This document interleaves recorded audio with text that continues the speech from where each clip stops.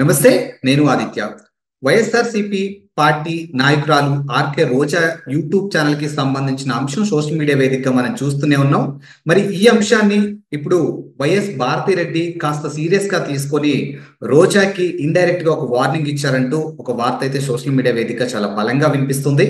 మరి ఈ అంశం గురించి మాట్లాడడానికి ప్రస్తుతానికి మనతో పాటు లైవ్ లో ఉన్నారు ప్రముఖ సీనియర్ జర్నలిస్ట్ ఉప్పల్ లక్ష్మణ్ గారు. సార్ని అడిగి మరిన్ని విషయాలు తెలుసుకుందాం. సార్ నమస్కారం. సార్ నమస్తే.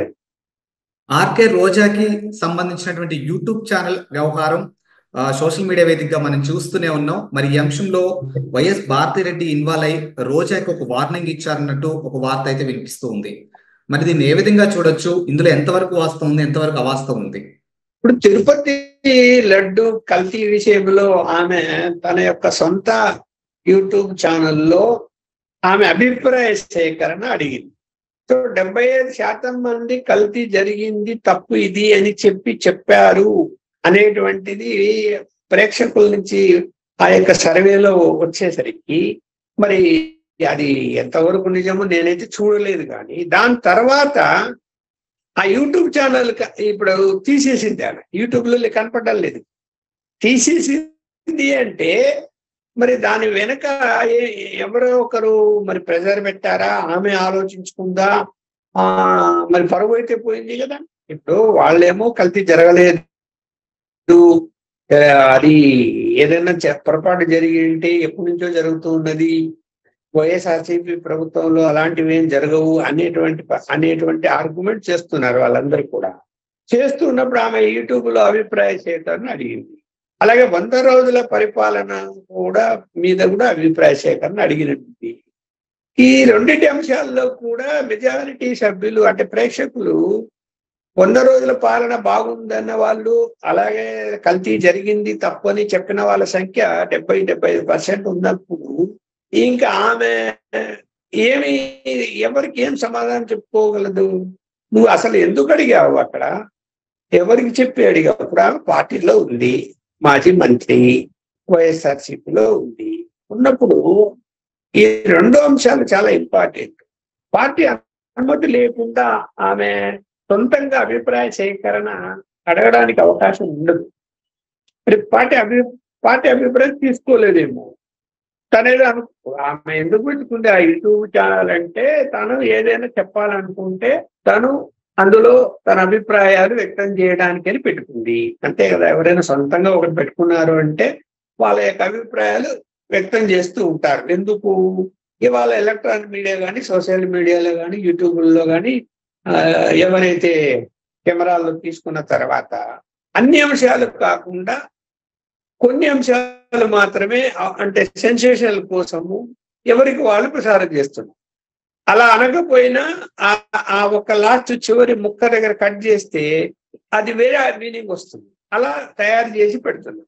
దానివల్ల ఏంది? సొంతం మనం యూట్యూబ్ ఛానల్ పెట్టుకుంటే మనం చెప్పే అభిప్రాయం కరెక్ట్ గా ఉంటుంది అనేటువంటి ఉద్దేశంతో కొంతమంది అలా మాట్లాడుతున్నారు, పెట్టుకున్నారు.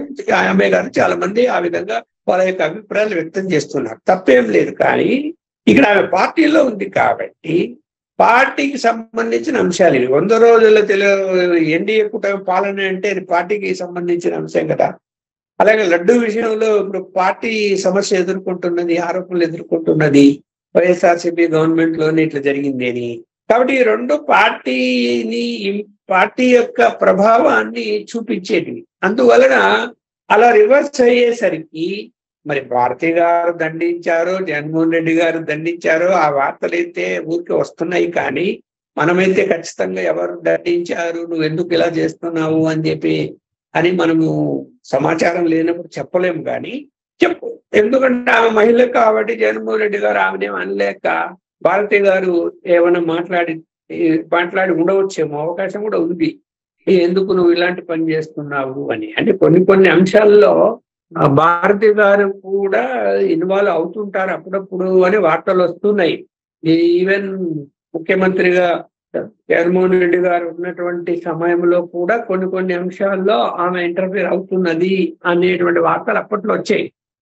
ఇప్పుడు పార్టీ వ్యవహారాల్లో కూడా ఆమె ఏమైనా ఇంటర్ఫీర్ కావాలనుకుంటున్నదేమో. అలా ఇంటర్ఫీర్ కావాలని అనుకున్నప్పుడు ఖచ్చితంగా ఆమె ఈమె మహిళ కాబట్టి మాట్లాడి ఉండవచ్చేమో అని అనుకుంటున్నాం. ఎందుకంటే ఆ వార్తల్లో నిజమా కాదా అన్నది మనం చెప్పలేకపోయినా కూడా డైరెక్ట్ గా జగన్మోహన్ రెడ్డి గారు ఇప్పుడు ఏదైనా ఒక మాట సీరియస్ గా మాట్లాడాలి అంటే ఆమె మహిళ కాబట్టి సీరియస్ గా ఇతను మాట్లాడలేకపోవచ్చు ఆమెతో. అందువలన భారతి గారు అయితే సీరియస్ గానే మాట్లాడే అవకాశం ఉంటది. ఎందుకు ఈమె మహిళ ఆమె మహిళ కాబట్టి ఇక్కడ మాట్లాడి ఉన్నారేమో అనేటువంటిది సందేహం మనకు కూడా కలుగుతుంది. ఖచ్చితంగా అయితే చెప్పలేము. సార్, ఇప్పుడు ఏదైతే ఈ అంశం రోజా తీసుకొచ్చినటువంటి అంశం ఏదైతే ఉందో, మరి ఇంపాక్ట్ అనేది అసలు వైఎస్ఆర్సీపీకి ప్రజల్లో అంత మంచి లేదు కాబట్టి ఈ రోజు 11 స్థానాలకు పరిమితం చేశారు అనే అంశం మనం చూసాము. ఇప్పుడు ఈ ఇంపాక్ట్ అనేది మళ్ళీ పార్టీ మీద ఇంకేమైనా ఉండబోతుంది అసలు? ఇప్పుడు ఆ ఎన్నికల సమయంలో ప్రభుత్వం మీద వ్యతిరేకత ఏదైతే ఉందో సైలెంట్ ఓటర్స్ వాళ్ళ సమాధానం చెప్పారో అది అయిపోయింది.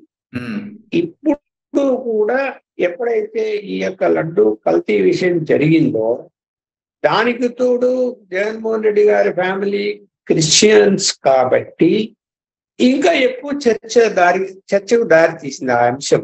ఏమో తనకు తెలిసినా కూడా నిర్లక్ష్యం చేశాడేమో, ఆ హిందూ మతాన్ని అవమానపరచాలని చేశారేమో.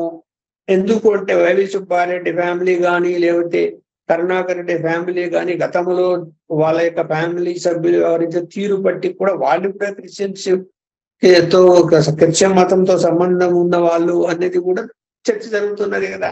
వాళ్ళు చైర్మన్ గా పనిచేశారు అక్కడ టీటీడీకి.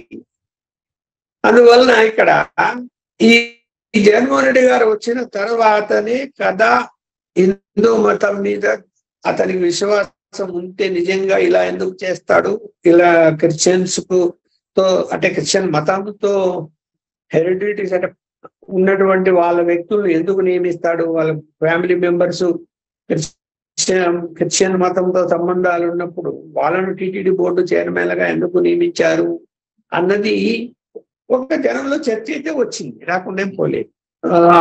అందువలన దాన్ని సరిదిద్దుకునేటువంటి ప్రయత్నం చేయాలి అంటే అందుకని పిలిపించారని చెప్పే కదా. వెళ్ళండి, అందరం వెళ్దాము, దేవాలయాలను దర్శించుకున్నాము, జనంలో ఏదైతే అపోహ వచ్చిందో అపోహ తొలగించుకున్నాము అని ముందుకెళ్తున్నాం. తప్పు లేదు. అది జనంలో అపోహ వచ్చినప్పుడు రాజకీయ పార్టీ ఆ అపోహను తొలగించుకోవాలనే ప్రయత్నం చేస్తారు. కానీ రాజకీయ కోణంలో వెళ్తే ఇప్పుడు జనం అర్థం చేసుకుంటారు కదా, నిజంగా చిత్తశుద్ధి ఉందా వీళ్ళకు అని ఆలోచిస్తారు కదా. ఇప్పుడు చూడాలి ఏం జరుగుతుంది ఏంటి అని. పార్టీ ఇమేజ్ మీరు అన్నట్టు పార్టీ ఇమేజ్ వీళ్ళు చేసే కార్యక్రమాలను బట్టి పార్టీ ఇమేజ్ పెరగచ్చు లేదా ఇంకా తగ్గచ్చు. ఇప్పుడు ఈ యొక్క కల్తీ లడ్డుల విషయంలో మాత్రము పార్టీ ఇమేజ్ బాగా దెబ్బతింది, నో డౌట్. జనంలో విపరీతంగా ఒక ఆంధ్రప్రదేశ్ లో కాదు ప్రపంచవ్యాప్తంగా తిడుతున్నారు ఎవరు వెంకటేశ్వర భక్తులు. పరువు పోయిందా లేదా? పోయింది, ఏం సందేహించాల్సిన అవసరం లేదు. మళ్ళా తిరిగి ఎలా వస్తుంది, దాన్ని ఎలా రికవరీ చేసుకోగలుగుతారంటే అంత సులభంగా ఇప్పట్లయితే రాదు. ఆ చిత్తశుద్ధి ఏదో వాళ్ళు నిరూపించుకోవాలి రాబోయే కాలం. అలాగే ఇప్పుడు ఇన్వెస్టిగేషన్ జరుగుతున్నది దాని మీద, కల్తీ మీద. వాస్తవాలు బయటకు వచ్చాయి అనుకోండి, అందులో ఇంకా ఇలా ఎవరైనా పెద్దల జోక్యం ఉంది అనేది వచ్చింది అనుకోండి బయటికి, ఇంకా పార్టీ మీద దెబ్బతింటది కదా. వాళ్ళకి తెలియకుండా జరిగాయి, ఎవడైతే నెయ్యి సరఫరా చేస్తున్నారో వాళ్ళు ఆ విధంగా కల్తీ చేసి మోసం చేస్తే అది వేరే విషయం, అది వారి మీద చర్యలు తీసుకుంటారు. కానీ అందులో దురుద్దేశంతో ఏమైనా ఆదేశాలు ఇచ్చి అలా చేయించి ఉంటే ఒకవేళ ఆ విషయం బయటకు వచ్చింది అనుకోండి, అందులో ఒకవేళ వైఎస్ఆర్సీపీ వాళ్ళ పాత్ర ఉందంటే ఇంకా పొరపోతుంది కదా.